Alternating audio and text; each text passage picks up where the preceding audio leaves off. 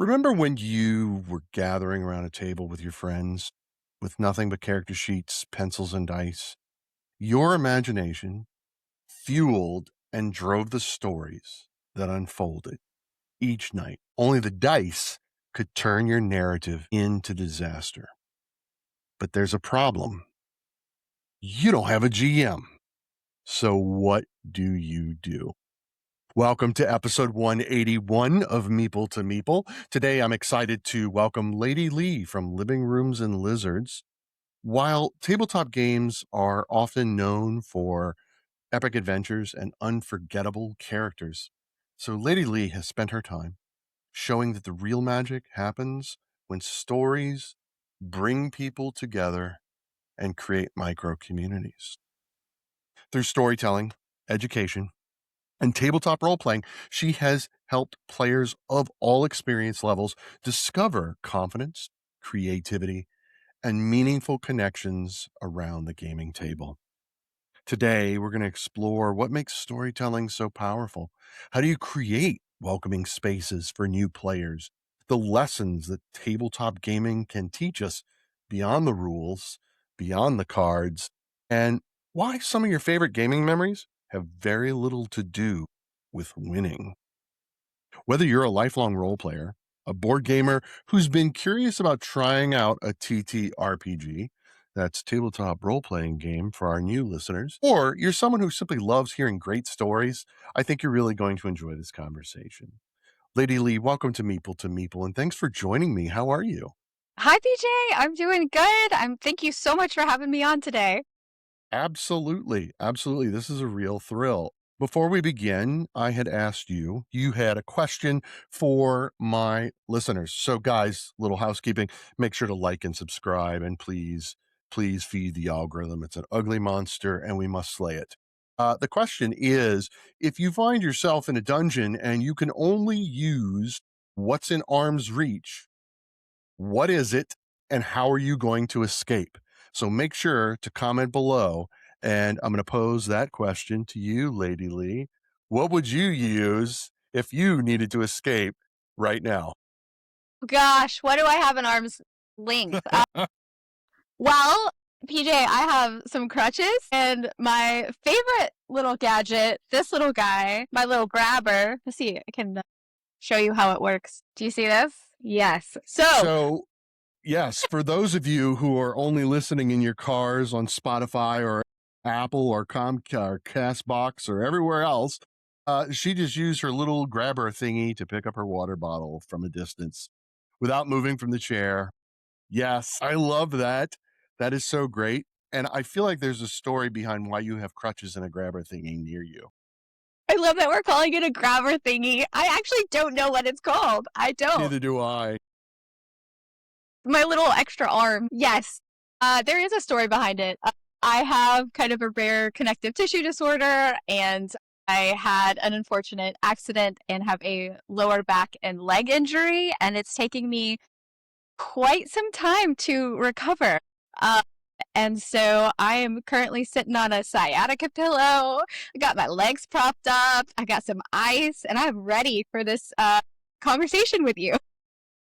Well, thank you for being a trooper. I would probably say you have the most courage of all my guests, that you could endure all of that and still be on the show and be joyful and laughing. Like that's the best. Thank you for saying that. I think Yeah. I don't know, the whoever made me, like whoever's out there that put me together, added a little sprinkle of joy knowing what was to come in life. so, so I am, as they say, chronically joyful and laughing my way through hard times. So I you know, I don't like to be I don't like to brag. I don't like to brag, but I am really a blessed person. I have had so much joy with all of my guests, and I'm glad that you're going to continue that in an extreme way. I really thank you. Thank you for being here. This is thank you. this is yeah, this is why we do this. This is why we do this, guys. All right? This is why I do this. I do this for you because I love you all, and that's why I'm here. right? Spread the joy and the love. Y'all spread the joy, I'll spread the love, because let's be honest, I'm not the most joyful guy. We'll help you out there. We'll help you out Thank there. you. So I want to ask before we dive into living rooms and lizards. By the way, guys, that's why you're listening. Tell me a little bit about you. Like, tell me about your journey into the tabletop gaming world. Yeah, that's a juicy one, friend. So one thing you'll learn about me is that I am an open book. I talk about my story very candidly because I think that it can help people. And so back in 2023, I got separated from my husband. We had been together for 12 years, and he had a gaming, was into Dungeons and Dragons. I was in a whole different world. I grew up playing your regular, like non-tabletop role-playing games. I'm talking like Monopoly and Jenga, those kind of board games, right? And so I just didn't really understand it, but I thought it was cool. I liked that he had community. But I had been, gosh, it's been 10 years now. Back in 2016, I started a national household staffing agency. So completely different from the gaming industry, right? Wow. But I had worked with kids pretty much my whole life, and I knew what games did for them. I knew how it brought people together. I watched my friends play different games and how it brought laughter to, and just like even during difficult times, really just kind of gave an opportunity to escape sometimes. And so I had always been interested in it. I was so hyper focused on building my staffing agency that I didn't leave a lot of room for fun. And I find that hard to believe, but okay. Well, I did fun things. I always hosted parties. I loved having people over. I'm the hostess with the mostest. I love cooking for people and just like celebrating anything and everything. Like, I don't care what holiday it is, whose birthday it is. Like, let me celebrate with you. I love it. I've traveled all over the country and the world. I've definitely had good experiences, and I've again continued to laugh my way through life. But I was my hyperfixation as a neurospicy person was building my company. Like, how do I scale this to the biggest thing it can be? Got it. And I did it. I work with high net worth, high profile families all over the country. I have deals with different football teams. Like, it's great. I did it. But it doesn't spark joy the way that I needed in my life. And so when I got separated, one of my buddies who's a dungeon master, like, he was kind of like my ride or die at the beginning of this. Sure. And he introduced me into tabletop role-playing games. He was teaching an after-school program and invited me to come by and just check it out. And I was just blown away watching the progression of these kids go from complete chaotic, can't wait their turns, can't like think of anything other than like harming anything at any time during the game, blowing everything up, to working together as a team, to caring for people, to waiting their turn, to all. And I was just like, wait a minute, like, how I can't not be a part of this. Like, this is incredible. And it was the creativity that I had been missing in life. And because, let's see, flashback to my early 20s. I'm 37, but in my early 20s, I lived in LA, and I was a part of the music and film industry. And I did a lot of behind the scenes work. I loved it. I thought it was so fun. It was my ability. I was able to use my creativity and my ability to connect with people. But then I started this agency, and I got in this kind of like funk in my marriage where I just forgot the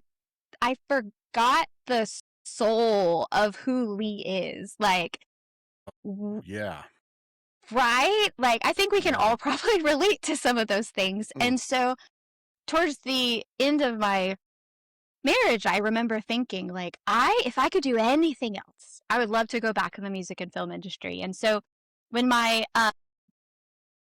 now business partner introduced me to tabletop role-playing games and the after-school program, Garen Hyde. This is Sir Garen, right? Sir Garen, yes, Sir Sir Garen. Garen, yes. If you're watching, this is him, this is us. There's my sword and why people call me Lady Leigh, and he's got his... We are. Yeah, there we are. And he's got his handmade... This is like it's a staff that like is sound activated. So you can speak and it like the light shines based on like your tone and Okay. speaking. Super cool. But he built it by hand. Very cool. But he had been, for most of his life, a theater kid. He had been creating stories with his father. He grew up watching his father play Dungeons and Dragons. Okay. Mm-hmm. And so then he became a professional dungeon master. He also does set design at Belmont Abbey College in North Carolina. He's done production, videography. As many people in the industry, the gaming industry, like you have like so many talents, right? Like we're all so many. Right? So my little entrepreneur brain was like, yo, what if, hear me out, you had a production company that focused on tabletop role-playing games. And he was like, well, not without you. So here we are 3 years later, and we've done quite a few things that I'm sure we're going to talk about. But that's how it started.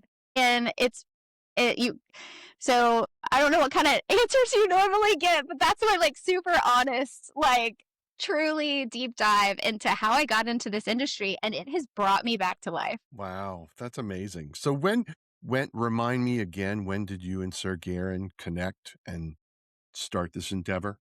Yeah, so we've known each other for 10 or 11 years. Okay. And in 2023, we reconnected around tabletop role-playing games. Okay. And is he in North Carolina? Yes, our whole team. Okay. Except myself and my life partner. Yep. Because you're in Oregon. I am in Oregon. I lived in North Carolina for 17 years, so. Okay, so for our friends in the UK and EU, that's far away.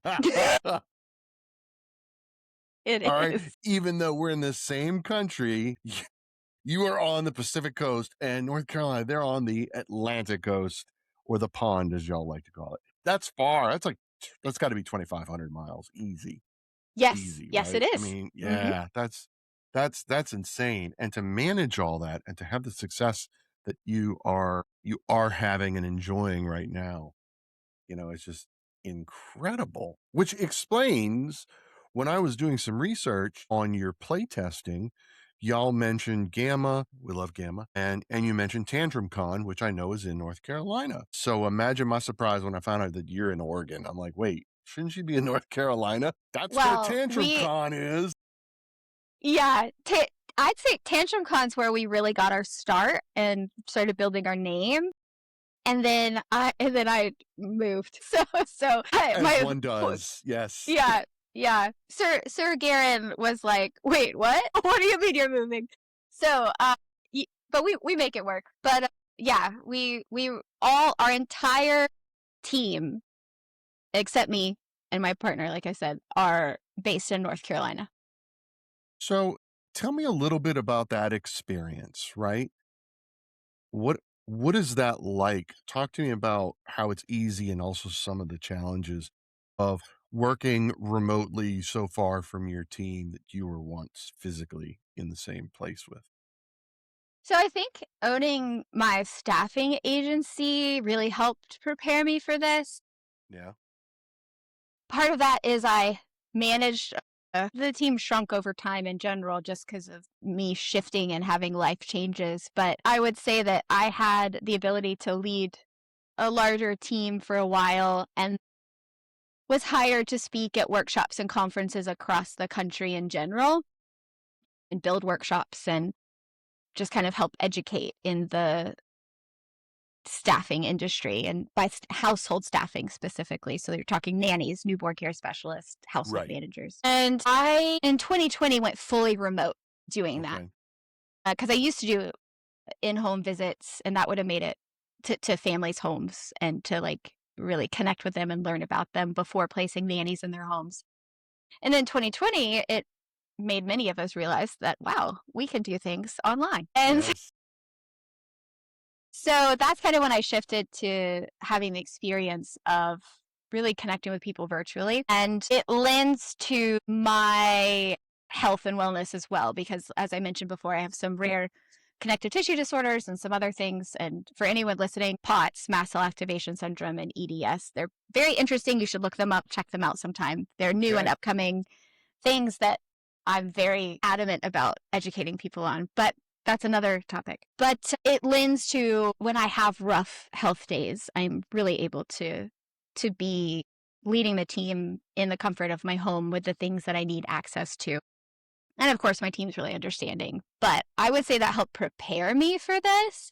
But it was hard Sure. because Garrett and he's one of my best buddies, and we would meet at 1 to 2 times a week. I'd be at the after school program. We were building our game.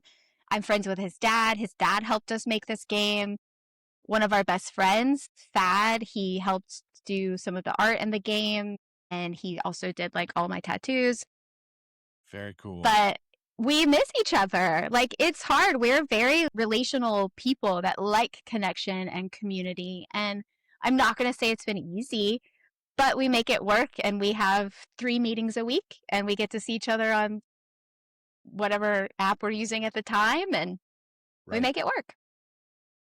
So I've heard you talk about connection several times, and I'm wondering about what does connection mean to you in terms of creating a game to nurture connection? So good. Okay, pull out another health thing for you, because again, Sure. I do think this is important, and I don't think it's touched on enough. So Okay. I have something called mast cell activation syndrome. And essentially that means my body gets to decide on any given day that it's allergic to something that it wasn't allergic to the day before. So I could Really? walk into, yes. So I could Okay. walk into a room and smell something that is like gluten or perfume, or maybe you just opened a new game and there's a chemical smell. I could have an asthma attack, break out into hives, feel like I'm going to pass out. Or I could eat blueberries one day and the next day my throat closes up. So it's been difficult. And back in 2016, 2017, maybe a little later, I had to grieve the loss of connection through food. How many of us meet up for coffee, pastries, we're going out to dinner, we're going to go have pizza with the buds, right?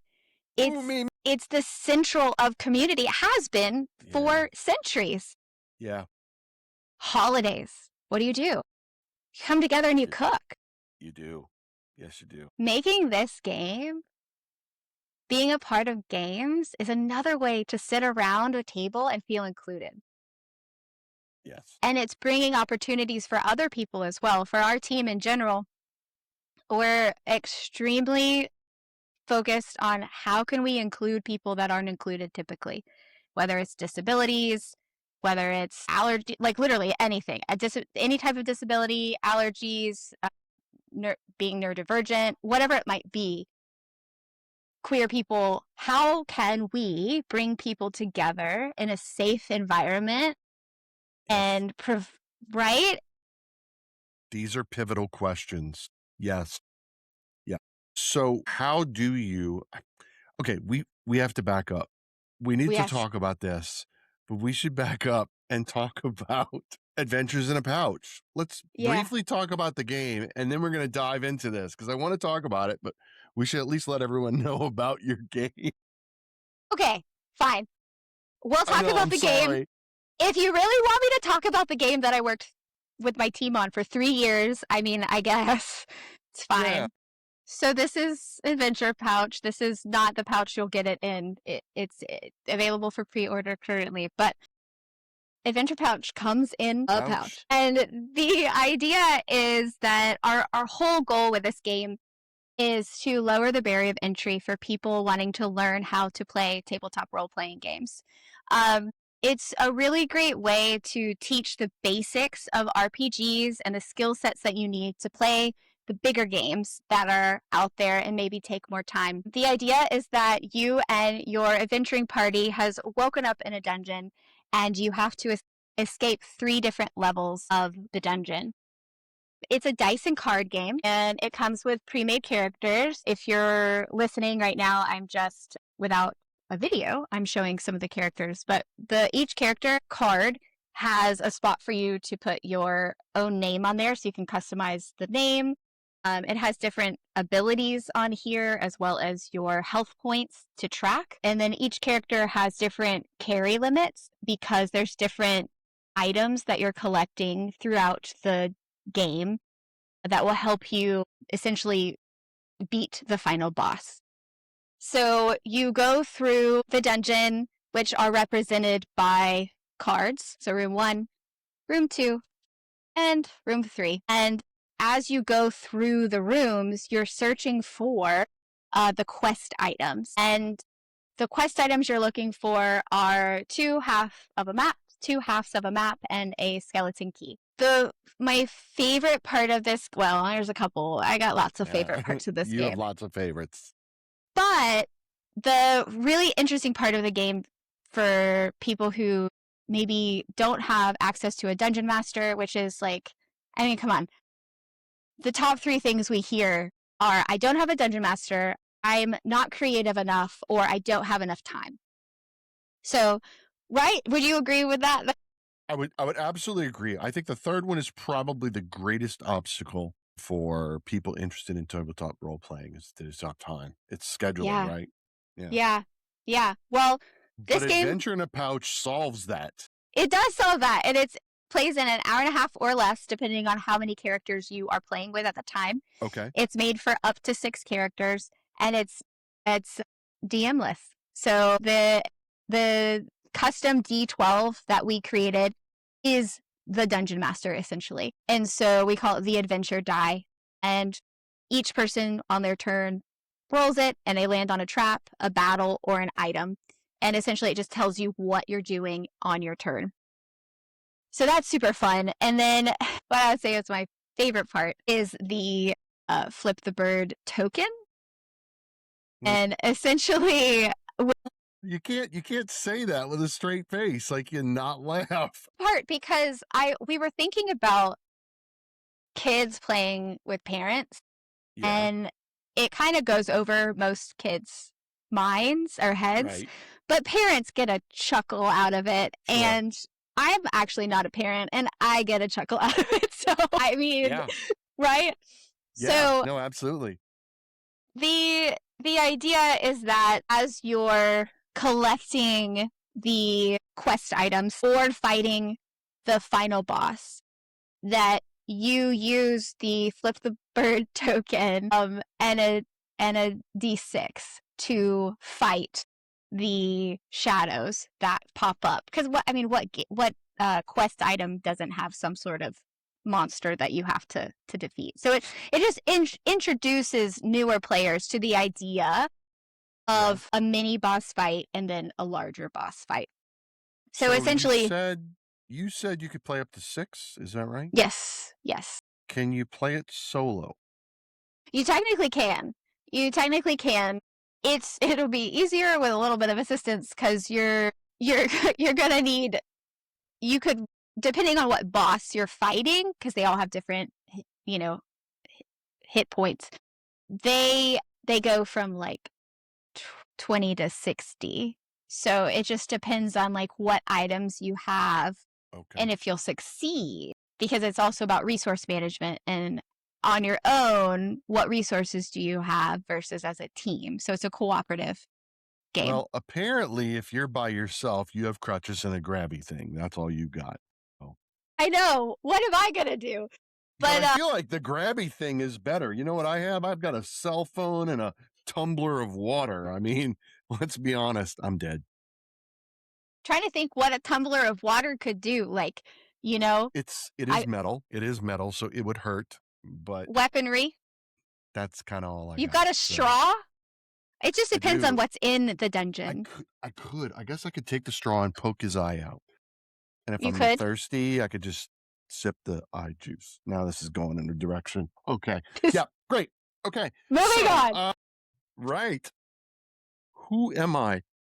So you got this pouch of, you essentially have a tabletop role-playing game in a pouch, literally. It can play 1, although that's challenge, but 1 to 6 players. Mm-hmm. It's designed to introduce people who are new to tabletop gaming, who don't have a dungeon master. And now we get to the good stuff, right? So that's the game. So how have you achieved the levels of accessibility that you mentioned earlier? Because I'm really interested in that, right? Like, how is this game accessible to different disabilities? That's not the right word. Maybe it is. No. Yeah, you know what I mean. Yeah. You got it. Yeah. Because you said that this was a key part of designing the game. How have you achieved that? And if you haven't, are you still working on them? Yeah, so I think we're always seeking out more opportunities and resources to make it even more accessible. Because, we actually just started searching for an accessibility advisor and have been interviewing people and talking with them. And that kind of goes into, while we do have Adventure Pouch, which makes things accessible to a certain point, we also do theatrical performances that are live where we require whatever setting we're in to be wheelchair accessible. We also are building out kind of a plan where when we're at a table and we have our Garen is our only and main dungeon master, when he's leading a story, we ask people also ahead of time, like for instance, I have number dyslexia. So I don't care if you roll a 6, it could be a 9, it could be a 6, I don't know. And if you want me to add in front of everybody, I'm going to crumble so fast. So we'll ask people even ahead of time, do you need any support, in any, whatever that means to them. And so, but on the specific question, when you're talking about Adventure Pouch, right now it's more about how could we make this accessible to people who don't have time, who are nervous in front of people. Maybe they're nervous about adding in front of people. Rules make them kind of clench, And we've also got, I'm looking at the game right now for reference, but essentially we have for people with sensory issues, specifically who get overly sensitive, if there's too many words, too many pictures. Overstimulation. We've tried to pull back on the overstimulation part. So that's the number one reason I haven't gotten into other tabletop role-playing games or even TC. I see all the representations of a diamond means this and a cross means this and this means that and this color means this, and then I just start hyperventilating and getting hot, and I'm like, well, this is no longer fun for me because I'm overstimulated. And not everyone's like that, and that's okay. Those games are special. They're working. Obviously, there's a market for them. Right. But we want to speak to the people who have been nervous to get into the gaming industry. We want to speak to the people who are getting overstimulated but maybe feel left out. And so really what we've done on the more accessibility side is focused on minimizing the overwhelm visually, but still having fun and cool art, using numbers and colors without a ton of representations of what things might mean, and then lowering the amount of dice. And there's actually no adding at all. There's no math in this game. I love that.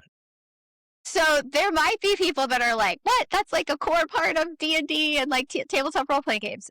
But this is designed to introduce people to it and just get them kind of warmed up to it. And it's a tool, a bridge between I could never do that to, oh, actually, that's not as difficult as I thought it was. Yeah. So that's really, and I have some examples if you want to hear from people's experiences who have said those things. But So okay, first of all, it's called calculeskia. Yeah, that what you have. calculeskia, what a word. I'm pronouncing it poorly, but our good friend Cassidy Ford, who is a content creator, board gamer, Cassidy, I hope you're listening, love you dearly. She was on the show about a year ago. She was talking about living with Tourette's syndrome. She lives with Tourette's. She was getting ready to go to Gen Con, and she brought this up. I think it's come up several times in several episodes. So dyslexia, it's calculeskia, I think it is. It's like dyslexia, but with numbers. So my next question is, I know you have a minimal amount of dice, which is great. How have you made that accessible to individuals who are living with calculeskia? Hope I said it right. Yeah. Like, because you made the dice yourself. So how is that designed? What do they look like? How did that work? Tell me more. Yeah, so the D12 itself has words on it versus numbers. Okay. And since we actually were in the process of deciding, because we're in pre-order phase right now. And once we go to we have a little bit of time before we hit the go button on production. We are still looking at the dice of how can we make this, like, instead of having like an underline under the 6 and the 9, could it be that it's actually the word? Now, of course, then you have dyslexia. It can, then you have dyslexia and you might have issues with that. So the thing that we're realizing obviously is you can't address every single thing out there, but you can minimize discomfort and you can to assist with inclusion. And so that's what we're trying to do. And again, we're love talking to people that have these things as well, so that we can learn, well, what would help you? Because that's the other thing, is the reason we're trying to find an advisory kind of guide on these things as well, is the people who we're making decisions for should be in the room. Right. Like, Absolutely. like, I don't need to tell someone who's colorblind that this should work for you. I'm not colorblind. So we really want people in the room on our team, giving advice, sharing what would be helpful for them. So that's kind of the future of Adventure Pouch and the future of living rooms and lizards in general, is we are digging in deep, finding people that can help us help them better. And that includes even in gaming stores, of like, how can we even, like, I've been into so many game stores that like they're not accessible.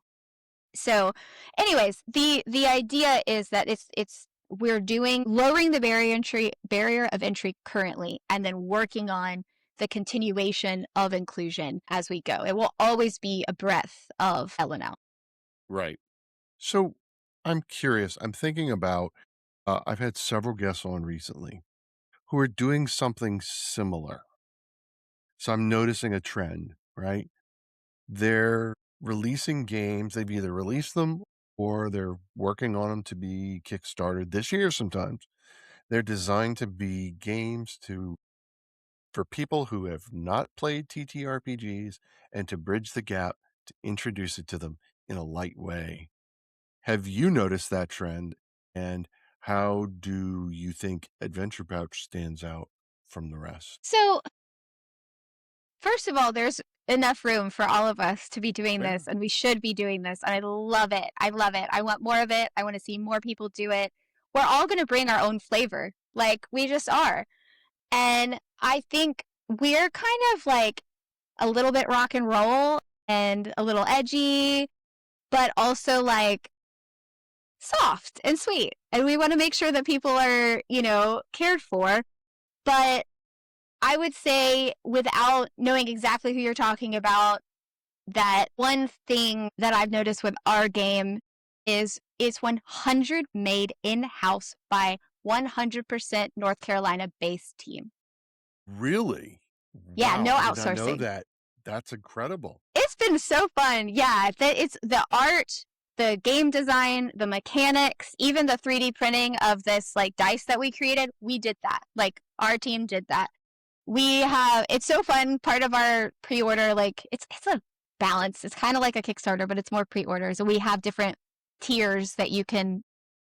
If we hit a certain tier, you'll get all sorts of behind the scenes stuff. But we have so many fun, like so much fun artwork and pictures of our team meetings, and just like it's like we're a family. To be honest, I mean, it's Garen designed the majority. I would say it's been 50-50.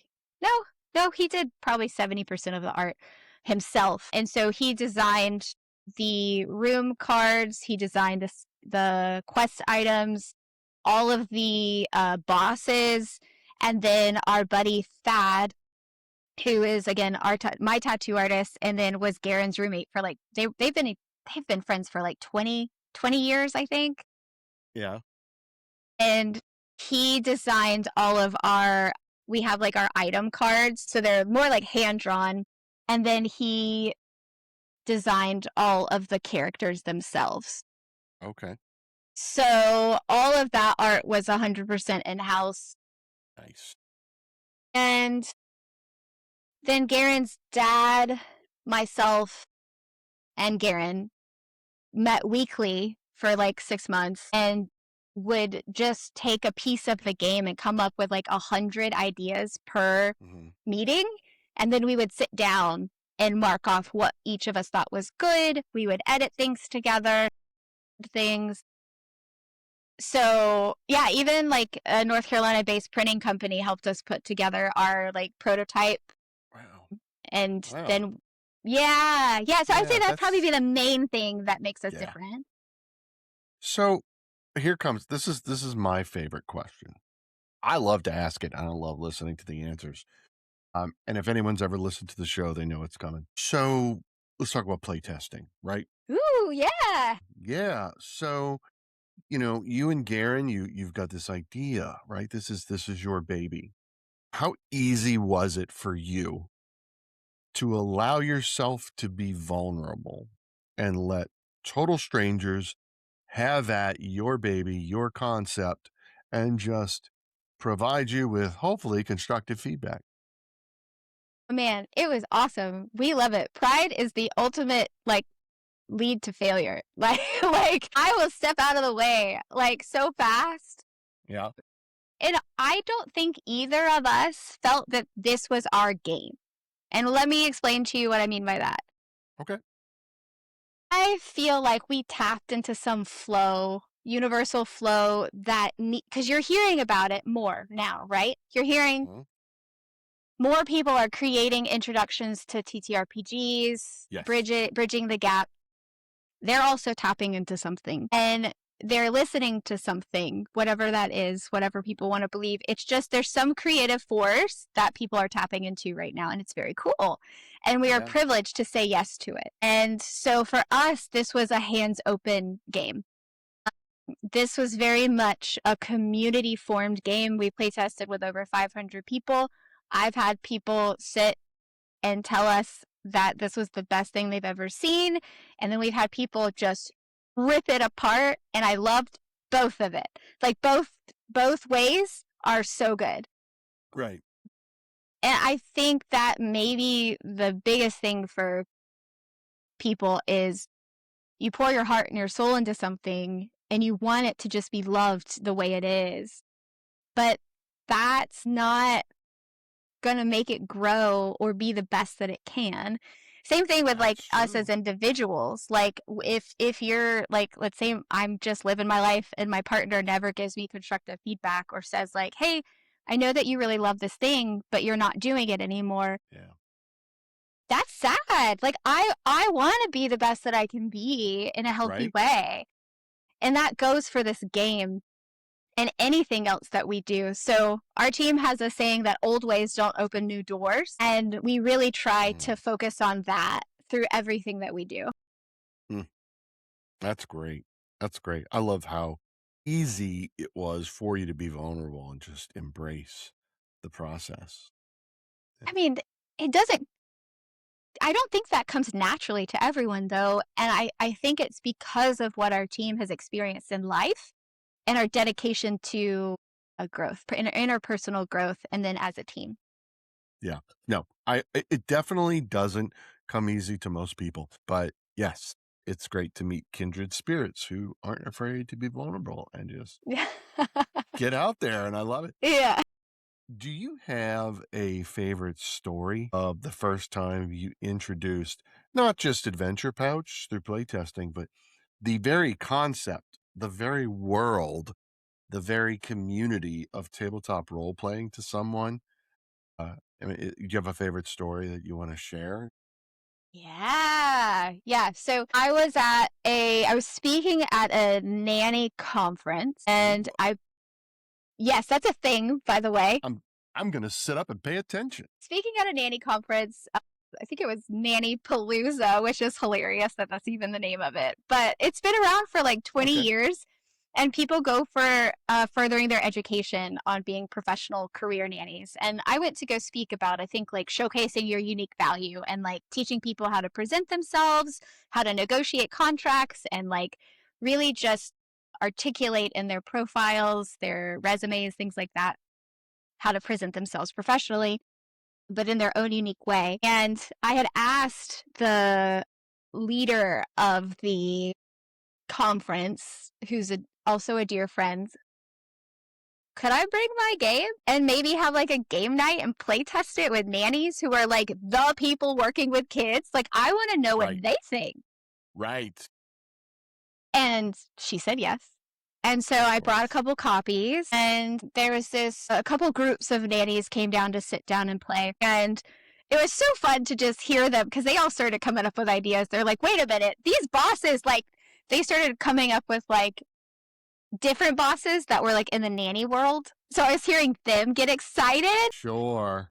Right? They were like, can you make an expansion pack and like make it for nannies specifically? And like we can like fight grandma who comes in and gives the kids sugar before nap time. Yes. Is that Yes. not hilarious? So they were cracking me up. But then there was another table. They were local to the area the conference was in, and they brought their significant others to play who are Okay. massively in the gaming community. One of them is like, he's like a big deal at like anime cons and things. So he came in and he sat down, and his partner does not get, like, they don't understand Right. D&D. They don't understand what the vibe is. They don't understand what a druid is, or like, why are you staying up all night with your, like, what is happening? So they These are play the valid game. questions. They are valid questions. What spells are you casting in the basement right now? Like, Right. you know. So a week later, I get this text from one of the partners who had brought their significant other, and she's like, Leigh, you're not going to believe this. I understand D&D, and it's strengthened my relationship. Mm. And I was like, See? what? So Yes. I would have to say that's probably one of my favorite kind of introducing someone story for Yeah. sure. I mean, that's why we do it, right? Yeah. That's what it's all about. Hey, so do you have any advice for anyone? Let's say I wanted to, I mean, obviously there's enough D&D groups in my town where I live, but if I wanted to create a group, I want to start a D&D campaign, or I wanted to start with Adventure in a Pouch and then with the intention of eventually introducing them to a larger world, right? What advice do you have for anyone who's interested in creating a group for role playing to make it welcoming? Yeah. A lot of this would be from what I witnessed Garen doing. So all credit goes to him for this. But This is the Sir Garen segment of the Sir, show. yeah, Sir Garen.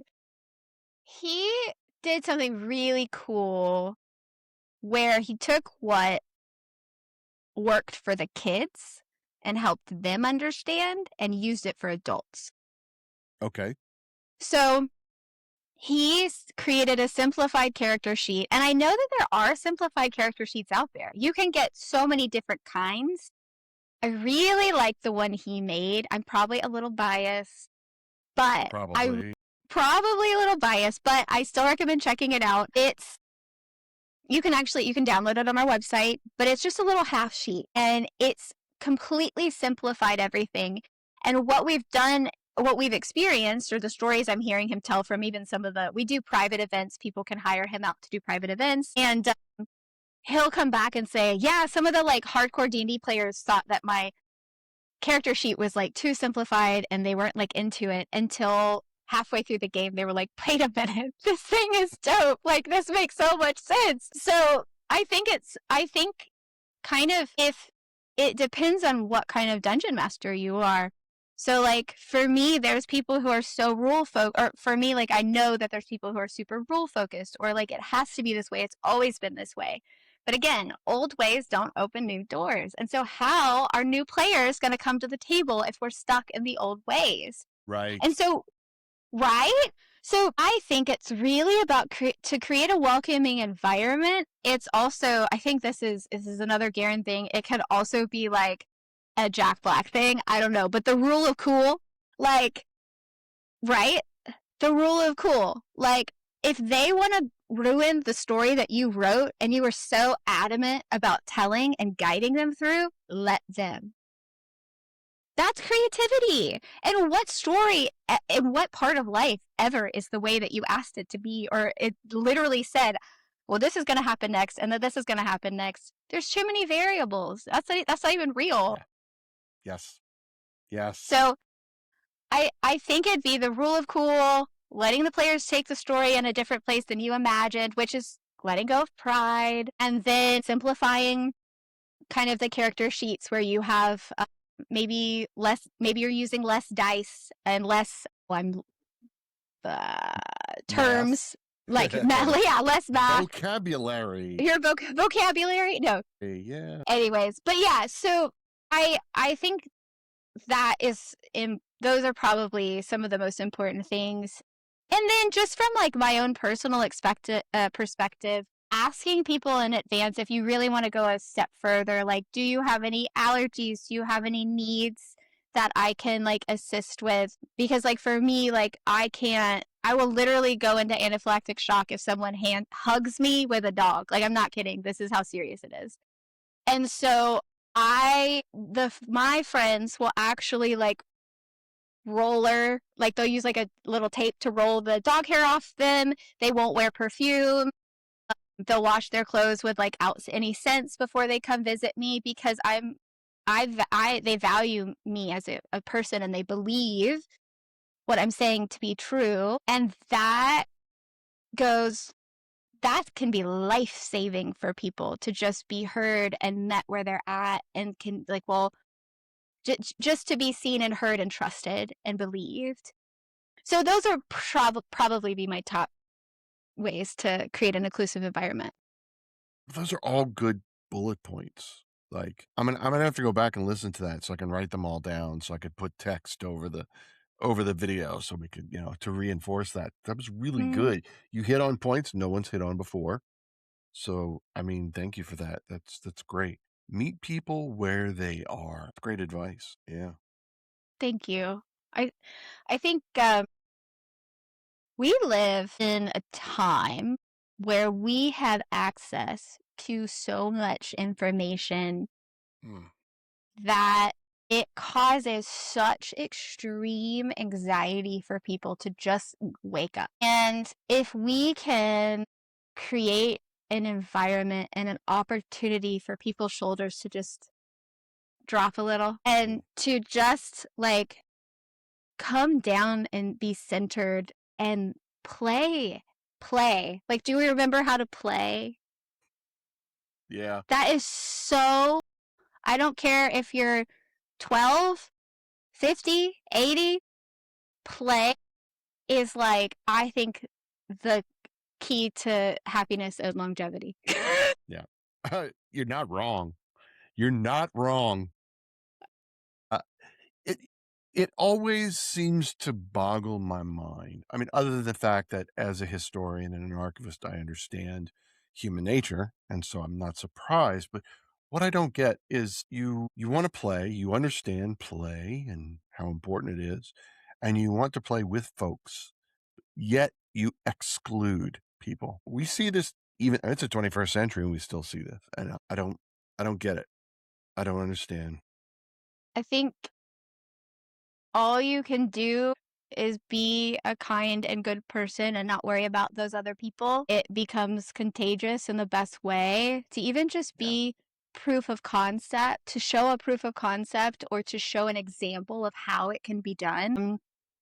We don't have to talk about this too long, but an example of this is I recently posted about my experience with the hospital and my injury on social media. Mm. And somehow it got to the wrong side of Instagram. And on a post, and the thing is, I've always been vulnerable and shared my story with honesty. And most of the time, it's met with, oh my gosh, me too. Thank you so much for sharing this. I now know what to do next. Or I have hope today because someone else is doing life with the things that I have.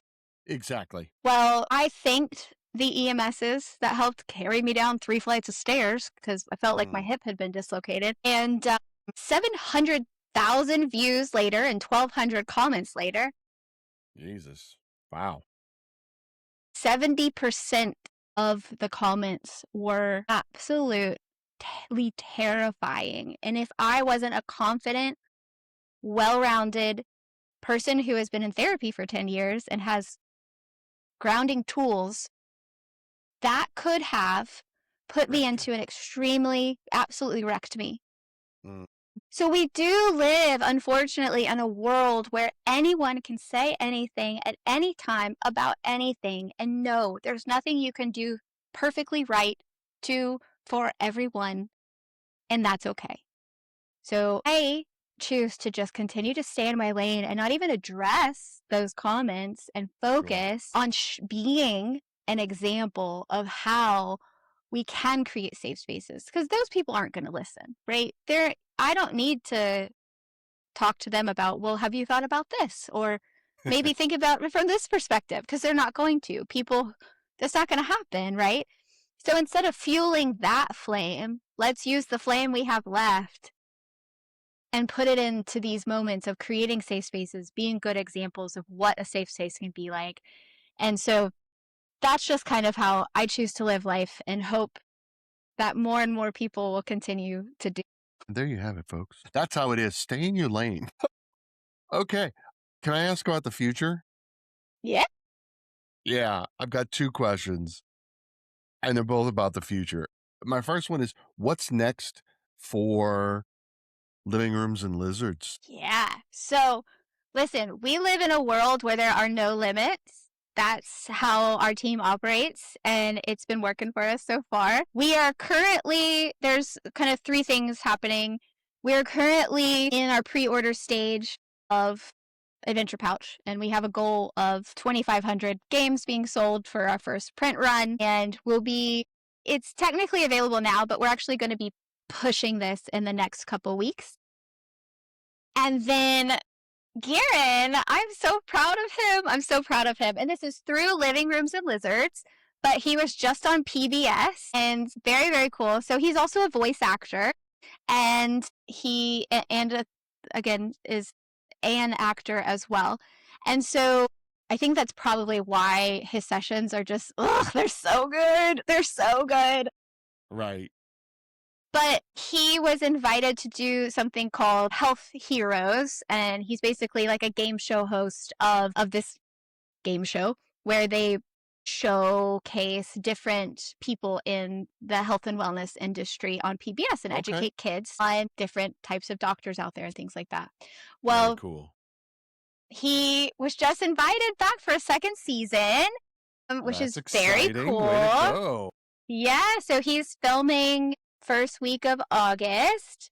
And then I can't give you any details about this other than we are currently writing a pitch for a TV show with some people that could make it happen. So I can't say anything else, but that is a sneak peek of what's next. So here's my question. Are you planning an expansion for Adventure Pouch, and it's the nanny pack, and it comes in a fanny pack. Gosh, stop it. That's so great. I love that so I much. win. An ode to the nanny world. So I'm going to take that note down. And if we do Okay. that, you will be gratefully thanked over and over. We do anticipate making expansion packs. Our main focus was making this the absolute, I mean, we are absolutely overachievers over here and wanting Sure. everything to be just so. Yeah, but But you we're can't ever make it perfect, I know, you know? I know. So we're already the pride part for me is being okay with someone like finding a typo in the future. Like Ooh, so yes. so I've got And to let that go. someone will. They will, and then I will gratefully thank them for it for the next print run. So, anyways, but we do have multiple expansion packs planned. I think one of the biggest asks we've had is to have a separate pack for just the boss fight because people have so much fun fighting the different bosses that we have with our flip the bird coin. Bird, so yeah. essentially when you flip a live bird, damage goes to the boss, and if you flip a dead bird, damage goes to you. And people have quite a lot of fun. I mean, it's definitely a kid, like we started designing it for kids, but then it's Right. multi-generational. So like Which is cool. it's been so fun to see. Again, 500 people is a lot of people to play with, and we had some hardcore fans turn it into like a full-on party game, and like so. Anyways, it's fun. It's fun. But yeah, expansion packs for sure. I don't think we'll ever stop making games, but we are definitely a production company that wants to continue to create immersive experiences that make people, again, feel included. Right. So, my second question about the future is where do you hope tabletop gaming, that's board games, that's party games, that's role-playing games, all of it. Where do you hope to see tabletop gaming go in the next 5 years? Ooh, next 5 years. Would you like 10 years? I mean, we could do 10. I'm I'm 5, not 10 years. married to the number. It might take a little longer than 5 years, but Okay. I would love to see an insurgence of people truly dedicated to inclusion, and that could be. I've had multiple people talk about like, hey, my buddy's deaf or blind, and they want to be a part of this, or hey, my friend's in a wheelchair, but they can't get to this venue. Or a game store. Like, I mean, imagine if game stores had accessibility to the point where there was like, again, I'm not blind, so I don't know what they specifically want or need. But like, if there was opportunity for people that were blind to be in game stores and still experience what it's like for other people as well. Like, how do you create inclusive experiences for people of all abilities and disabilities? I think should be at the forefront of everyone's minds and could truly, like, if we really want to make a difference, then we need to make more room at the table. So, I agree. Well said. Thank you so much for that. Lady Leigh, it has been an absolute pleasure. You've sparked so much joy in this past hour, and I'm really grateful for you to come on the show to share your story and, just encourage people to be more welcoming, and I can't thank you enough. thank you, PJ. Seriously, it's been an absolute joy and a breath of fresh air as I've been stuck in my apartment with my crutches for a while. So this has been great connection. So thank you. Yeah. So where can people find you? Where can they find living rooms and lizards? And where can they pre-order Adventure Pouch if they're interested? Yeah, so we have a website, www.livingroomsandlizards.com. You can go to our page, it just says games, and pre-order Adventure Pouch under games. And we are also on Instagram, TikTok, and Facebook. TikTok, you get to see our after school program and the silly things that come out of these kids' mouths. It's very fun. Cool.